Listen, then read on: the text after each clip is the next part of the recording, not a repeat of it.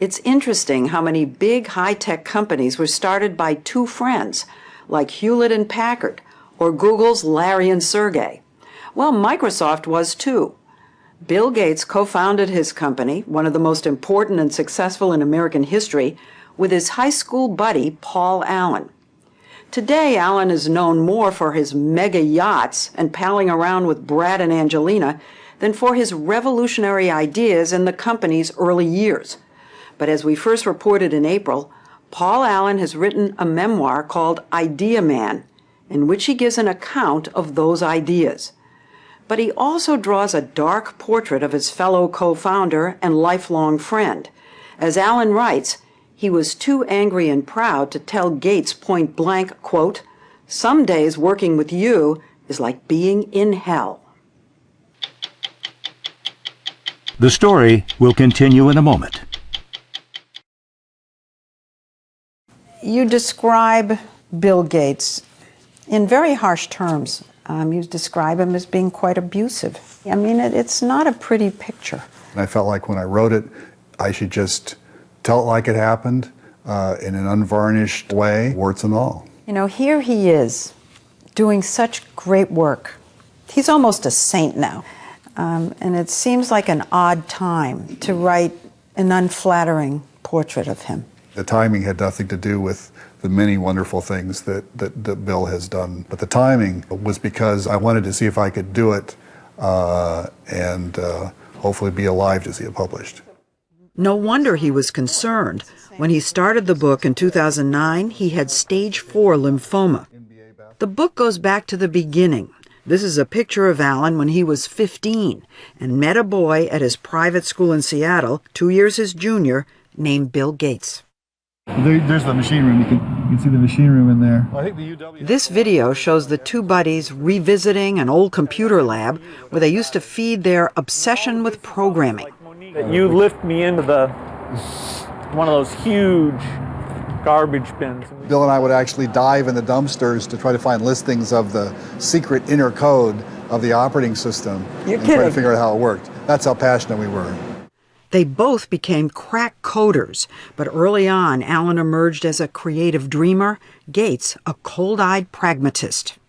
You write that when he was 13 years old, he told you, one day we're going to start a company, run a company. He was saying, well, imagine what it's like to run a Fortune 500 company. And I'm thinking, I have no idea. You know, my parents were librarians. You kept bringing him ideas, and you write in the book, he was always popping my balloon.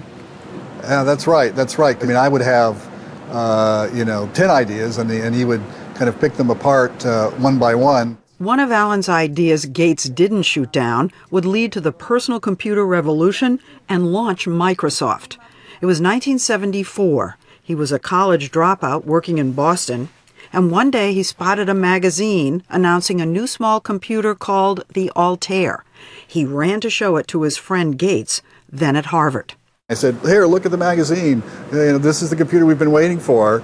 This is how the PC, the idea that we all have these computers, this is how it started. Yeah, and it's amazing to think back then, nobody had personal computers. I mean, there were computers in universities and research labs and in corporations, but nobody had personal computers. Allen's idea was to write software that would enable the Altair to work as well as those large computers. And so we called up the company that made it and said, well, we can demonstrate this software for you very, very quickly. Are you interested? And they said, sure, if you can really show up and demonstrate it. Did you have software? No. You had nothing. We had nothing. So they spent the next 8 weeks at Harvard feverishly writing code, but without an Altair to test on. Allen writes that because Gates looked like he was 13, they decided Allen should go alone to pitch their software. Sitting by an old original Altair, he showed me how he fed the computer a paper strip with their code punched into it and typed print 2 + 2.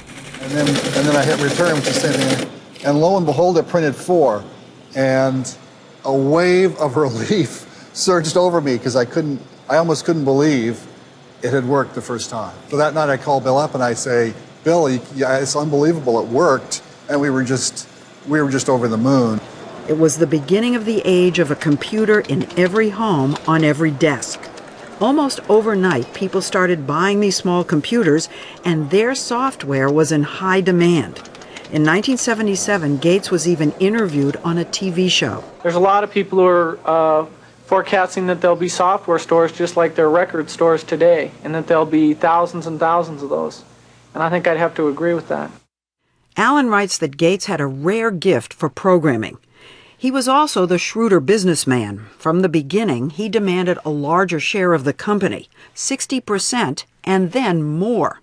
But Allen says he was the one who pushed through the company's big early break, developing an operating system for IBM's first personal computer in 1980. Yet, as the company soared, Allen didn't want to give up his whole life to Microsoft the way Gates did.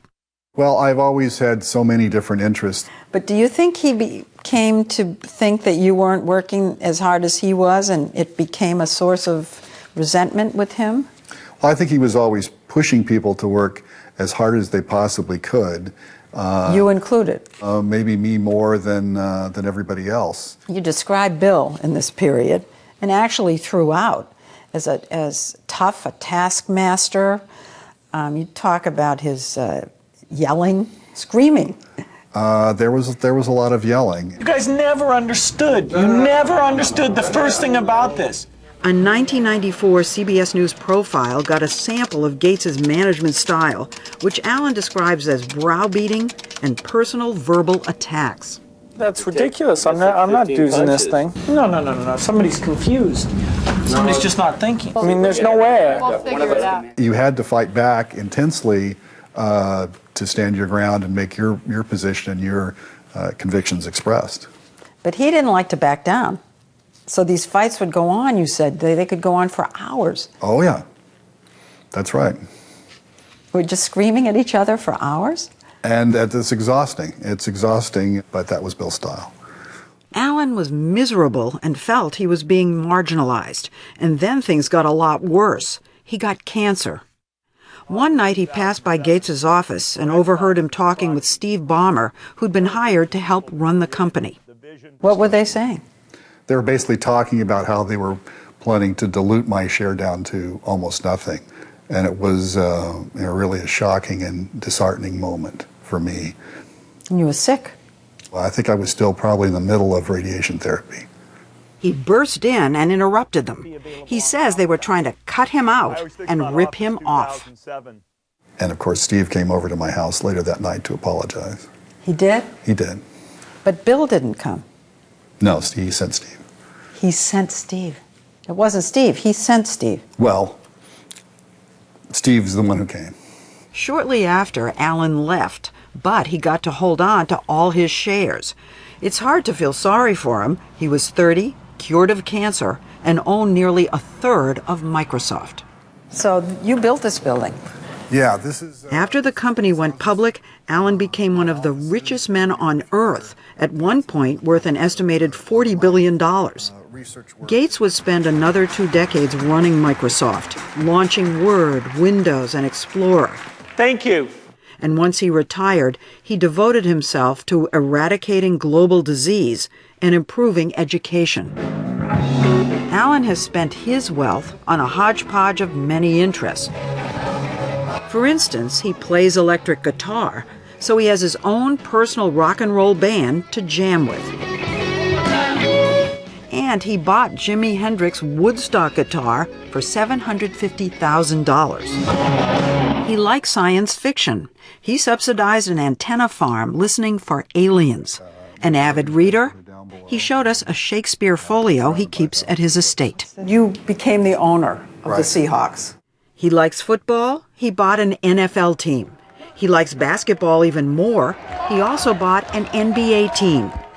He's a movie buff, so he invested in DreamWorks, the Hollywood studio. He wants to travel, so he built himself a yacht longer than a football field, equipped with its own submarine.